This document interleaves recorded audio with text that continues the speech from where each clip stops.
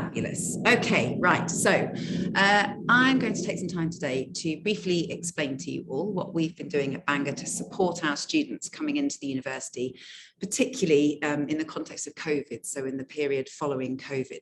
So this transition project that I've been leading is one of 9 scaffold projects at Bangor University that were put in place by our Pro-Vice Chancellor, Nikki Callow, and they were intended to accelerate our teaching and learning environment for this academic year. So to set a bit of context and background to the project, obviously the COVID-19 pandemic affected educational experiences at all levels since March 2020. So many of the new students who started with us in September 2021, who'd come straight from school or from college, had received very little really in the way of formal education between March 2020 and July 2020. And then of course they returned for a much more kind of blended and disrupted learning in September 2020, and that carried on for most of that academic year. And during that time, those students will have utilised parental support and other support structures, which are likely not going to be present in their first year at university. So in both 2020 and in 2021, the formal exams which form the modular process and the modular approach to A-levels, which is the most common entry route for our students at Bangor in the UK, those exams had been cancelled, and that potentially covered all of those students' level 3 educational experience. But these experiences will, of course, well, they did differ quite significantly between the nations of the UK. I'm in Wales, and watching the news, it's often very focused on England, but Wales were often doing something slightly different in terms of their student experiences. And then, of course, globally, there will have been even further differences. So the aim of the project was really to assist in learner recovery, and this 4-part transitions and inductions project aims to better understand the previous educational experiences, the concerns and the motivations that the students coming into year 1 came with, in order that we could really tailor our support in the best possible way and ensure that our staff were prepared to provide the correct support for that adjustment for those students. Furthermore, we aimed to review and revise the year 1 assessment practices in recognition of the incoming students' quite limited exam experience, and look to extend our induction process from the point of confirmation for the student right through to the end of their first year with us.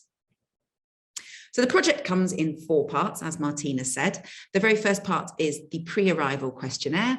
Then we've got the pre-arrival induction, this year-long induction, and then the year 1 assessment project. And I'm going to introduce each of these 4 briefly here. So first up, we have the pre-arrival questionnaire, or the PAQ, and we issued this survey to all of our incoming students, and it's based on some early work that was done by Dr. Michelle Morgan, who's been at Bournemouth and at Kingston University, and then she later developed the questionnaire further with colleagues at Leeds Beckett to take into account the context of COVID. So we issued that at the point of confirmation to our students.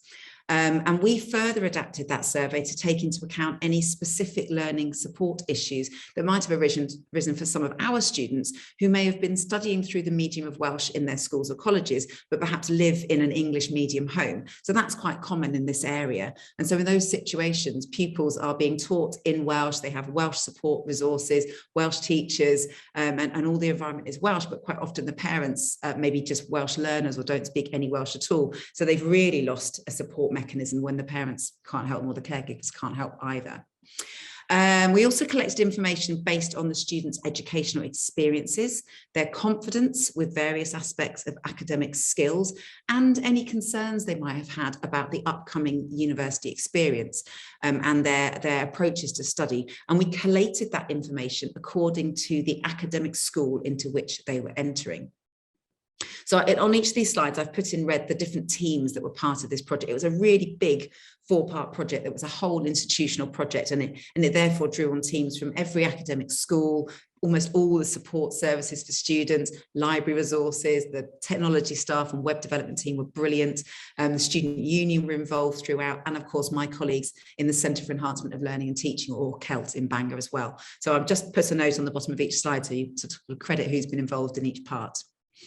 Okay, so we presented the data. So we collated all this data by school, and then we presented that data to our academic staff at a whole institution staff development day, which was about the 15th of September, before the students came later in that month. So each school received broad level data comparing their students to the university mean for the responses for, the gender divide, age range, where they planned on living, so whether they were living in Bangor in halls of residence, whether they were planning to travel in, whether they were mature students staying at home. So we presented all that data and then compared that to the university mean, so you could see whether your students were outliers or stuck out for any particular reason, and that might help guide any support or interactions that might be needed. We also gave them data about whether or not they'd come through clearing and what they'd been doing in the preceding year to university, so whether they'd been in work or study or not working. Each school then also received detailed data regarding the incoming students' highest previous qualification. So typically that was A-level or BTEC, but there were some others in there as well. Their language proficiency, so obviously this was an international survey, so how proficient and confident they felt in English as well as in Welsh. How many months home learning they had undertaken, and this was presented by both domiciled status, so UK or overseas, and by the highest previous qualification, which gave quite a nice split for the data. We presented what their primary learning resource had been during the pandemic, and an analysis of the students' views on the greatest challenges that have been presented to them through home learning and opportunities and advantages that they may have experienced as well through that home learning. And we were quite aware as we were putting this together that when students come in, we kind of throw things at them like, oh, we're going to meet on Teams. But actually some of those students, particularly from that first year of affected education, may never have used Teams or never submitted an online piece of work or received electronic feedback. So we were really keen to actually understand exactly what those experiences had been. So once we presented that data to each of the schools, academic teams in each school were asked to consider the data they were given and then plan for any specific support requirements for their own incoming students. So you can see these particular graphs just give an indication of the sorts of home learning challenges and the variation of the amount of home learning experienced by the different groups of students. So schools or departments also receive detailed information about their students' top concerns about coming to university. And this was again presented both by age, so under 21 and over 21, and by previous highest qualification. So this table here divides it by A-level as previous qualification and BTEC, and these are the top 6 concerns that they have. So they're similar, but not necessarily in the same order.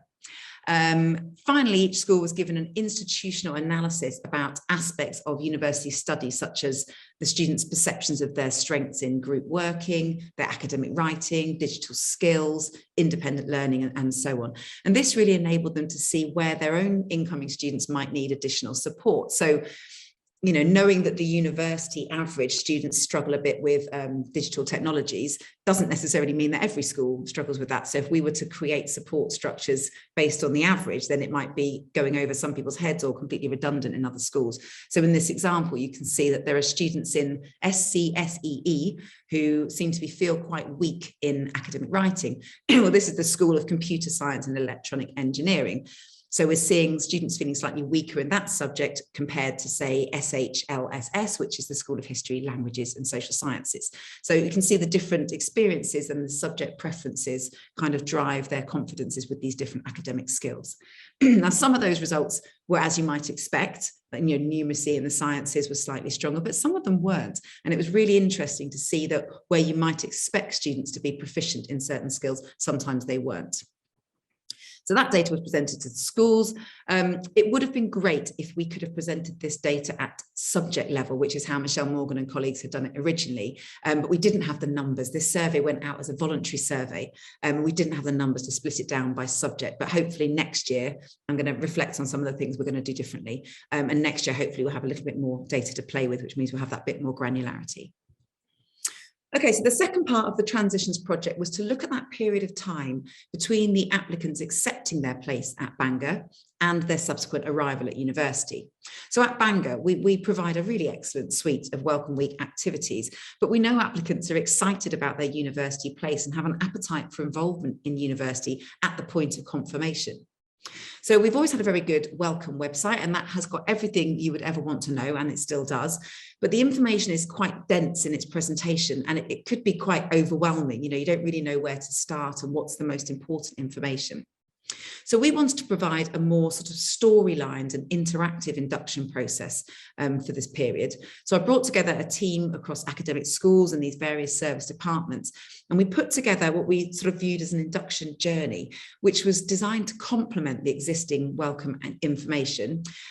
Specifically, we wanted to make sure we had introduced terms, concepts and activities that would then be referred to in Welcome Week and beyond. So again, we're trying to sort of zoom out and recognise that we're often guilty of, you know, just saying, "I'll go and meet your personal tutor," or "Have you spoken to your personal tutor?" when students may have no idea what a personal tutor actually is, or when it's appropriate to see them, or what it's appropriate to ask them. You know, similarly, we talk about, you know, your revision period or the study skills department, and these things might be really unfamiliar to them. So we were trying to zoom out and present that stuff in a much more basic way so that they had that understanding before they then received the information in more detail at Welcome Week. We also made some steps to create interactive community building activities, and we created this website in both English and Welsh, and the website is publicly available all year round, so other people can have a real flavour of what it is to be a Bangor University student. So what's best to do probably is to show you this website. So I'm going to try and flip to the website now. Hopefully this will work. So this is the Be Bangor Ready website. I don't know if you can see that. Can you see that okay? I'm looking at Martina for a nod. She can see it. Sorry, yes, I was muted. That's fine. Can see it perfectly. Thank you. Great. So this is the Be Bangor Ready website. So we've kind of boiled it down to just Be Bangor Ready in just 10 steps. So find your people is the first part. And this is a short video. I'll skip to a little section further along. Avenues and find things you'll love for life, and lots of hiking. Being a student is having a full life after retirement and achieving things I never ever thought possible. Being a Bangor University student means always having a second home in North Wales. So we asked students to just reflect in 10 seconds what it means to them to be a Bangor University student. And in this way, we could showcase our real diverse student body.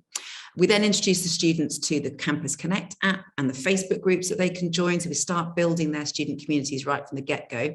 This map I created just using Google Maps based on UCAS data once we had it. And this really shows you where in the world our students come from. So if you hover over one of the blobs, you can see that there's somebody here from this place in Sri Lanka. So kind of, you know, recognize there are people from all around the globe. We then had a Know Your Campus section where we introduced a bit about our heritage and our history, and then a bit more detail about each of our campuses. So we have one in Bangor and one in Wrexham. So this is an interactive map within the Campus Connect app where they can really look into the different buildings. We have a bilingual community in Bangor University, and so we have a video here, obviously offering the idea that they can study in Welsh if they want to, but really portraying the idea that bilingualism and multilingualism is normal across the globe. And so to be part of that culture is a real advantage, whether or not you choose to learn Welsh or not, or learn through Welsh. But just so the students feel a bit more at home, we put this interactive little flashcard game in where they could learn a few Welsh phrases just before they arrive, which is quite nice. We had little videos in here about the support that's available. So really, really short videos, just a minute or two about the employability service. This is the fantastic Dr. Day Hughes from Ocean Sciences explaining exactly what a personal tutor actually is and when you might want to contact a tutor. We had student videos about what it's like to study at Bangor University. This one was really good. This was an expectations quiz. So this way we actually managed to give them quite a lot of information, but in an interactive way. So the idea is they fill out these questions and it doesn't matter what they answer, they get the same response. So every student is assigned a personal tutor. How often do you think you'll meet with your tutor? So let's imagine you might see them every day. So if you come from school, you might see your form tutor every day. So they just get told, they don't get told they're right or wrong, but they do get told, you know, what the tutor is for and how many times a year you can expect to see your tutor. Similarly, you know, when do you expect your lectures and seminars to be scheduled? So it doesn't matter what you tick, you'll have an explanation of what you can expect when you arrive. So it really kind of sets that expectation for them before they get there. Short videos, really short about what is Blackboard, what is Teams, when you might use it, but from a student perspective. A video, it's never too soon to think about employability and how your degree feeds into your career path. An introduction from the student union, along with some top tips from them for Welcome Week, and then just a silly GIF for the final step to say that you are now ready for Bangor. So that was the Be Bangor Ready website. Let's see if I can flick through this now. Okay, so the third part, checking the time, we're good, was called Be Your Best at Bangor. And so once the students have arrived at Bangor, they undertake a really jam-packed welcome week of activities. But then it's almost as if, well, that's it, you're ready, you're inducted, off you go. But actually there's a huge amount of information that's given to those new students during that week, and it's a lot to take in. So this Be Your Best at Bangor, or Bangor Bydd Orau, is a bilingual, year-long, self-directed module that's available throughout year one. And it really recognises year one as that induction year and picks up on a lot of the topics and information they'll have been given in Welcome Week, but structures it and schedules it at sort of flashpoints and key points throughout the first year.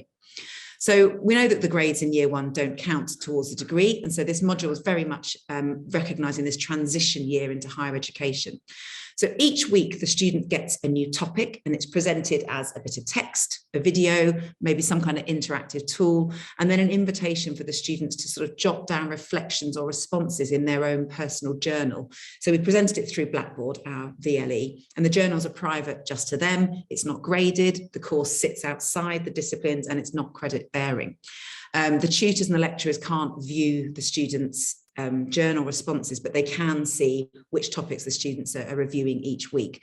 And that means that when a student goes to see their personal tutor, the tutor can ask them, well, have you thought about, perhaps the last 3 topics that have been presented in this module? And it enables a slightly more structured and scaffolded conversation for those tutor meetings. And similarly, the topics might bring up thoughts and reflections from the student that they can then take to their tutor to ask more about. So we're digging a bit more depth with that one.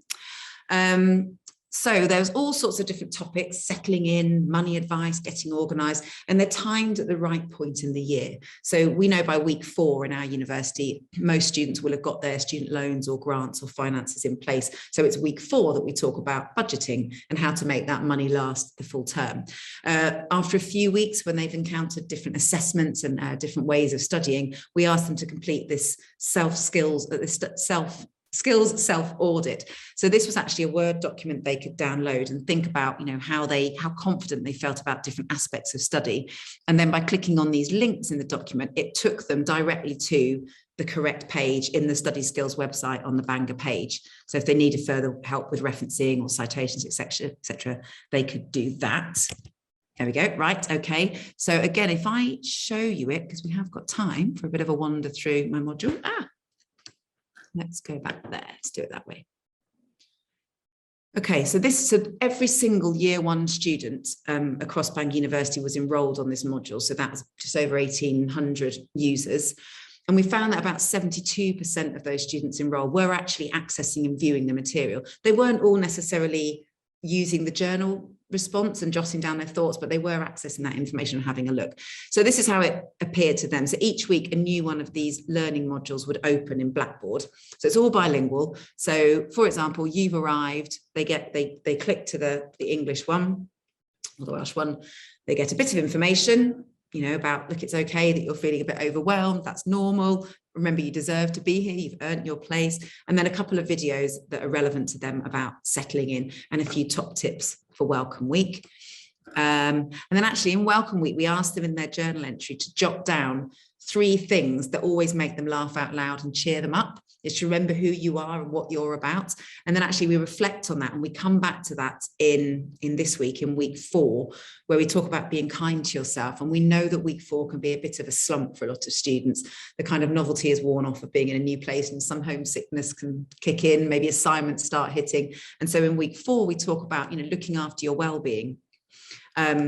And we ask them to sort of dive back into their back pocket and pull out those 3 things that they know always cheer them up, or that person they can always phone that makes them laugh out loud, just sort of jollying themselves along and kind of get through that tricky time. So we've got skills, we've got, being future focused. So that's, the first step about thinking about employability. So we've got a video there from the employability and skills department. And I think we've even got an employability audit in there for those students there, about being future focused. Being proud of yourself, so recognising how far you've come along this journey of university and how well you've done so far. being ready for assessment. So that week is all about, preparing for some summative assessments, making sure you are ready for revision and for structuring essays and directing to specific points of study skills support. Being engaged, being prepared for housing next year, recognizing that it takes quite a lot to live with a friend and sort of managing those relationships. Being rested, taking some time off. So that was the week just before they took a break for Christmas. We then wove in some of our graduate attributes, the Bangor University graduate attributes, about being curious, about being inclusive, being digital, being resilient. So we brought in a lot of the stuff that we as an institution are trying to be in. Being assertive, there are top tips in there about how to have difficult conversations, with your lecturers, with your friends, with your relationships, how to, be yourself in those conversations without upsetting people or not speaking up. Being travel savvy, this one was timed, I think, about 12 weeks before the end of the year, and has loads and loads of really brilliant tips about how to get cheap tickets, so using fare splitters on trains, or, how to get cheap ferries back to Ireland, the value of taking coaches rather than trains around the country, sky scanners and different ways you can access cheap flights. So it wasn't all related directly to academia. It's really to do with the whole holistic student experience and supporting them through all of that.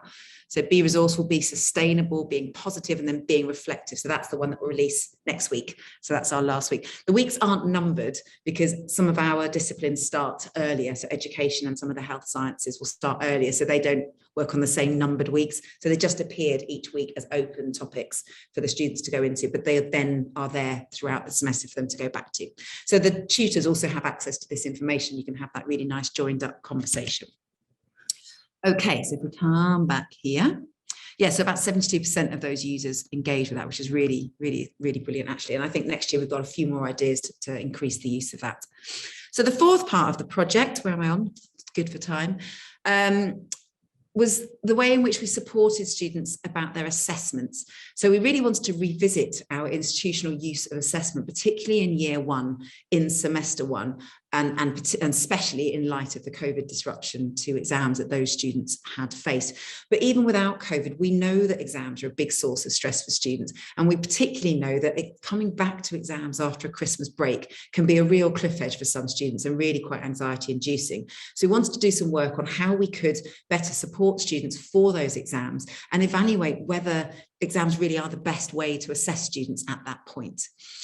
So we know through the pandemic, and Martina and I were talking really briefly about this before we started, about how as academics, we've really accelerated our innovation and our pedagogical developments through the pandemic. And we've managed to jump through some red tape and QA hoops at a much more speedy rate than we have done before. And it's that momentum of change and creativity that we really wanted to harness and find better ways for, that were more beneficial for the learner in their assessment.